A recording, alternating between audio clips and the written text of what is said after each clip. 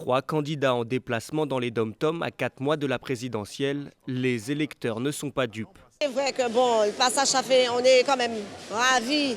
Mais attendre quelque chose, non. Pourtant, certains n'ont pas hésité à donner de leur personne. En Guadeloupe, Emmanuel Macron s'improvise tantôt danseur, tantôt musicien, avec plus ou moins de succès. Mais le candidat à la présidentielle le sait, les Antilles sont un passage obligé lorsque l'on est en campagne. Il y a eu beaucoup de Père Noël pour la Guadeloupe, mais ils viennent tous les 5 ans.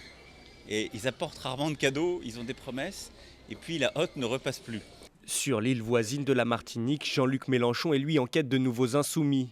En meeting, il déroule son discours. Je vous propose ma candidature à la présidence de la République française. Promet un développement économique de l'outre-mer. Mais une fois au contact des électeurs, il semble beaucoup moins au fait des problèmes locaux. Et vous avez aussi les Uber ici? Uber? Non, je ne sais pas ce que c'est. La Réunion en novembre, la Guyane ce week-end pour Marine Le Pen, signe qu'il y a bien une élection en jeu. La présidente du Front National n'y avait plus mis les pieds depuis la dernière présidentielle, repoussant à plusieurs reprises des déplacements en outre-mer. Et si sur son blog elle fait les yeux doux aux électeurs ultramarins, la candidate frontiste a dû faire face à plusieurs reprises à des comités d'accueil pour le moins houleux.